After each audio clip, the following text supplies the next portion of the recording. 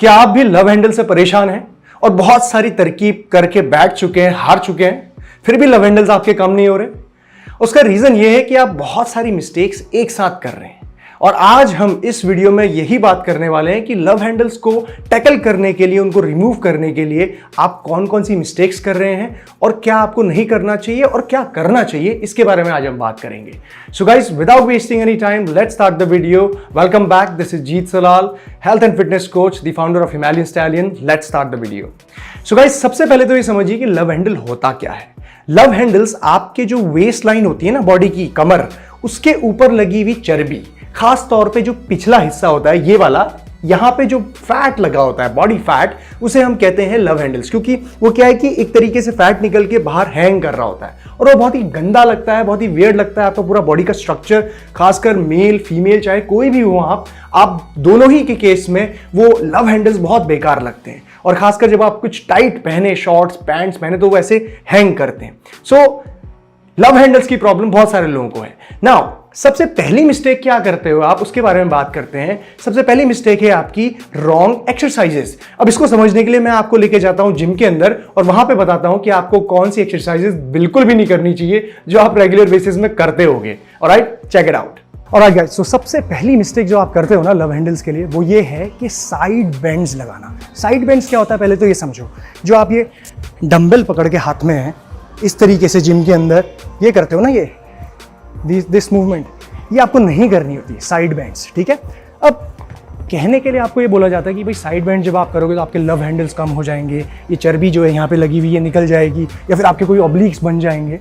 देखिए, इस मूवमेंट में डेफिनेटली आपके ऑब्लिक्स ट्रेन होते हैं, लेकिन ऑब्लिक्स को सही तरीके से ट्रेन करने के लिए टॉर्सो का मूवमेंट करना बहुत जरूरी है, रोटेशन ऑफ द टॉर्सो।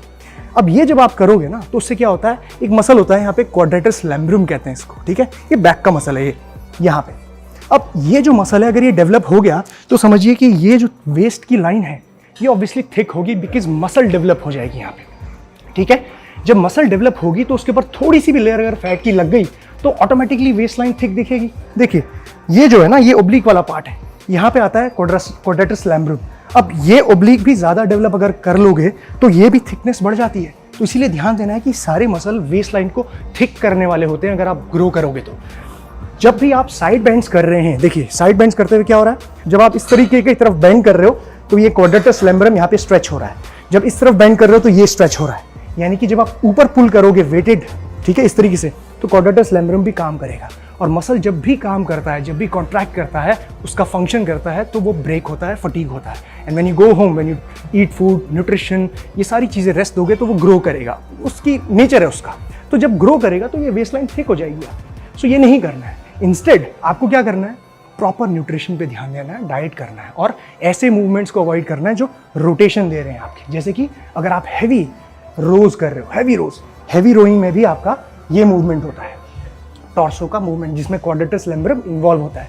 सो कोशिश करना कि अगर आप हैवी कर रहे हो तो रिस्ट्रिक्टेड मूवमेंट, जैसे कि जो आपकी बेंच होती है ना, जैसे कि इंक्लाइन बेंच, उसमें आप सील रोज करते हैं, उसमें रिस्ट्रिक्शन हो जाता है, आपका ये मूवमेंट नहीं होता। सो इससे आपका क्वाड्रेटस लैम्ब्रम या फिर ये वाला एरिया जो है अननेसेसरी ग्रो नहीं करेगा और वेस्ट लाइन थिक नहीं होगी। ओब्लिक्स डेवलप करने हैं तो रोटेशन वाले मूवमेंट, जैसे कि वुड चॉपर्स, ये, ठीक है, या फिर विंडशील्ड वाइपर्स फ्लोर में आप कर सकते हो। देखिए, इस तरीके से आप कर सकते हैं, पैक्ट आप स्ट्रेट इस तरीके से खड़े हो, ये रोटेशन भी अगर आप करोगे विदाउट वेट, तो ये भी आपकी ओब्लिक मसल्स को ट्रेन करेगा, external and internal oblique. Alright, तो ये ध्यान आपको देना है।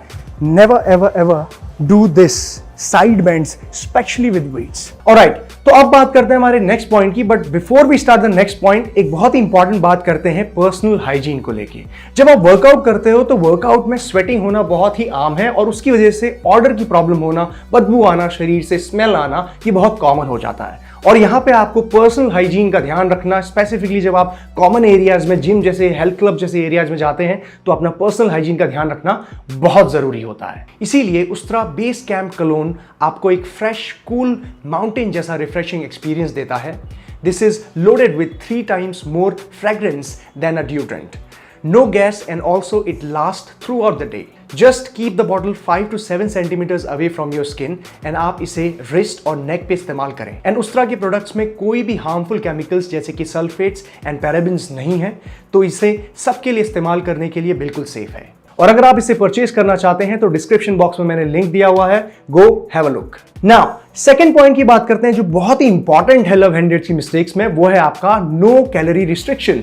यानी कि आपकी कैलोरी का कोई रिस्ट्रिक्शन ही नहीं है, आप जितना मर्जी चाहो फूड कंज्यूम कर रहे हो, आपकी जो मर्जी आ रही है आप उतना फूड खा रहे हो, जब मर्जी आ रहा तब खा रहे हो, और आप सोच रहे हो कि यार लव हैंडल्स कम नहीं हो रहे, मैं तो रोज जिम जाता हूं। ऐसा बिल्कुल भी नहीं होता। आप चाहे जिम जाएं ना जाएं, आपको कैलोरी रिस्ट्रिक्शन में रहना बहुत जरूरी है। इसका क्या मतलब है, आपकी बॉडी को दिन भर में एक सर्टेन अमाउंट ऑफ कैलोरीज चाहिए होती हैं आपके दिन भर के काम फंक्शन करने के लिए, एक्सरसाइज हो, चाहे वो डे टू डे जॉब्स हो, कुछ भी, बाल बनाना, वॉक करना, एनीथिंग, सब काम में कैलोरीज बर्न होती है। इवन डाइजेशन के प्रोसेस में भी कैलोरीज बर्न होती है। अब वो दिन भर में एक अमाउंट की कैलोरीज होती हैं जो आपकी बॉडी बर्न करती है आपके वेट को मेंटेन करने के लिए, उसे हम कहते हैं मेंटेनेंस कैलोरीज।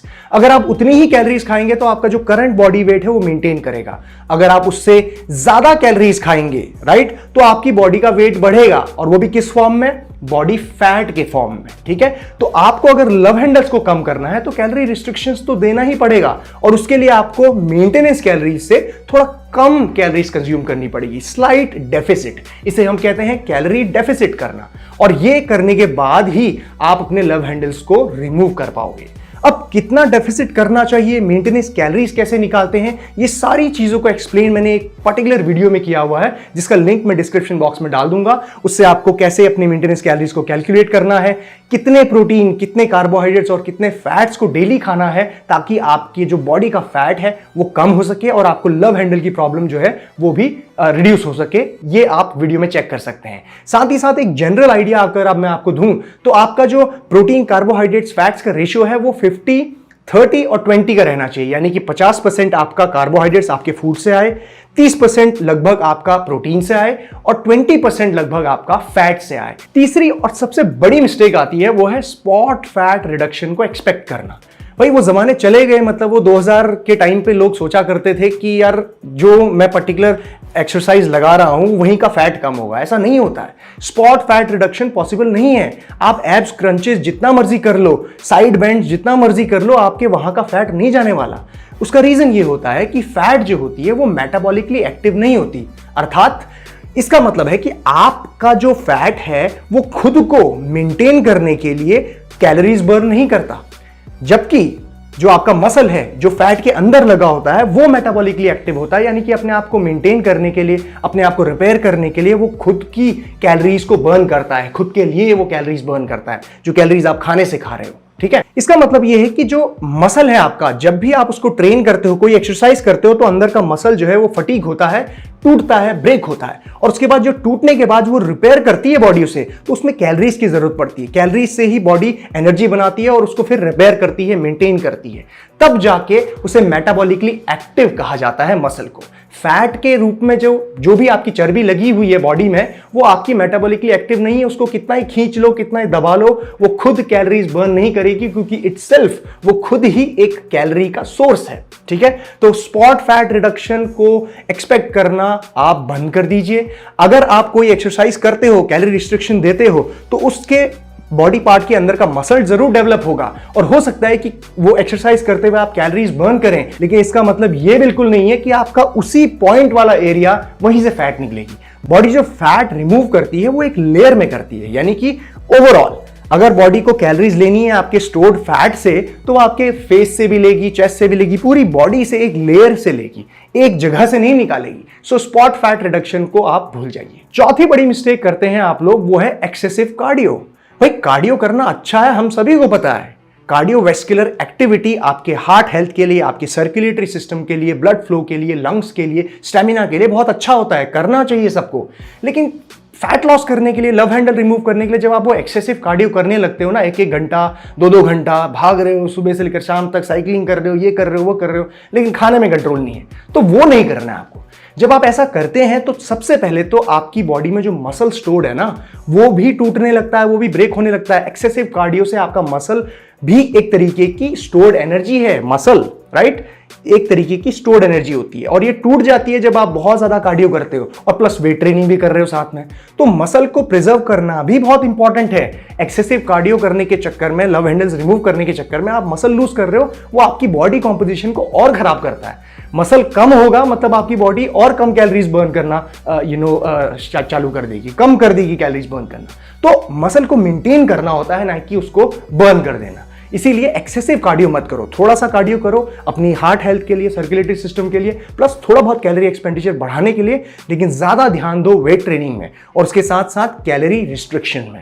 इसी के साथ साथ जब आप एक्सेसिव कार्डियो करते हो ना, तो एक और चीज होती है, वो ये कि आपकी रिकवरी प्रोसेस में भी दिक्कत होती है। अब आप वेट ट्रेनिंग भी कर रहे हो, बहुत ज्यादा कार्डियो भी कर रहे हो, तो आपकी बॉडी रिकवर नहीं हो पाती ठीक से, आपके मसल रिपेयर नहीं हो पाते और जो ग्रो करना चाहते हो मसल वो भी नहीं हो पाते। उसके साथ साथ आपकी स्ट्रेंथ भी ड्रॉप होती है। जिम के अंदर चाहते हो आपकी यार मैं तहलका मचा दूं, बहुत वेट उठाऊं, लेकिन आप अगर एक्सेसिव कार्डियो कर रहे हो तो आपकी स्ट्रेंथ कॉम्प्रोमाइज होगी आपकी मेजर लिफ्ट्स में, आपके डेड लिफ्ट्स में, बेंच प्रेस में, स्क्वाट्स में। तो ये भी ध्यान रखना, एक्सेसिव कार्डियो से ये भी प्रॉब्लम होती है। ऑलराइट, सो पांचवी और आखिरी मिस्टेक यहां पे आती है, यूजिंग अननेसेसरी सप्लीमेंट्स। अब देखिए, सप्लीमेंट की एक जगह होती है आपकी न्यूट्रिशन में, हेल्थ में, डाइटरी सप्लीमेंट्स चाहिए, लेकिन ऐसे भी नहीं चाहिए कि मतलब आप बस ले ही जा रहे हैं। बहुत सारे ऐसे फैट बर्नर्स हैं जो आपको बिल्कुल नहीं लेने चाहिए, सिर्फ इसी वजह से कि आपको लव हैंडल्स रिमूव करने हैं, बेली फैट रिमूव करना है, बिल्कुल भी नहीं। अगर आप ये ऊपर जो पॉइंट्स मैंने बात की आपसे, कैलोरी रिस्ट्रिक्शन, उसके साथ साथ एक्सेसिव कार्डियो को ठीक करना, उसके साथ साथ स्पॉट फैट रिडक्शन और अपनी ओवरऑल ट्रेनिंग को मेंटेन करना, अगर आप वो नहीं कर रहे हो ना, तो फिर आपको ये करने की जरूरत बिल्कुल नहीं है। कुछ सप्लीमेंट्स होते हैं ऐसे जो आपको हेल्प करते हैं, एड करते हैं आपकी फैट लॉस जर्नी में, लेकिन उन्हीं पे रिलाई करके बस ये सोचना कि यार मैं सब कुछ अय्याशी करूंगा लेकिन मैं सप्लीमेंट खाऊंगा ताकि मेरे लव हैंडल्स निकल जाए, ये मत करना आप। क्योंकि ये एक तो फर्स्ट ऑफ ऑल आपका जो पैसा आप इन्वेस्ट कर रहे हो वो वेस्ट कर रहे हो, दूसरी चीज अपनी हेल्थ को भी कॉम्प्रोमाइज कर रहे हो। क्योंकि अगर आप सही जगह पे, सही टाइम पे कुछ सप्लीमेंट जो वाकई में एड करते हैं फैट लॉस में, अगर आप उनको गलत टाइम पे इंट्रोड्यूस करते हो तो वो भी बॉडी में दिक्कत कर सकते हैं। सभी के लिए नहीं होते और हर वक्त के लिए नहीं होते सप्लीमेंट जो आपको एड कर रहे हैं। सो अननेसेसरी सप्लीमेंट से दूर रहिए, अपने पैसे को भी बचाइए, अपनी हेल्थ को भी बचाइए और अपने टाइम को भी बचाइए। सो लव हैंडल्स का कॉन्सेप्ट आई होप कि आप लोगों को समझ में आ गया होगा। ये 5 मिस्टेक्स बिल्कुल भी मत करना और तरीके से चलिए, आपके लव हैंडल्स, बेली फैट, सारी चीजें जो है टारगेट हो जाएंगी, कोई प्रॉब्लम नहीं होगी। ऑलराइट, सो गाइस, ये थी सारी वीडियो अबाउट लव हैंडल्स। अगर आपको ये वीडियो पसंद आई है तो make sure thumbs up button को जरूर क्लिक करें और अगर आपको और भी इस तरह के वीडियोस देखने हैं तो कमेंट सेक्शन में मुझे बताएं। And take care, Jeet Salal, bye bye.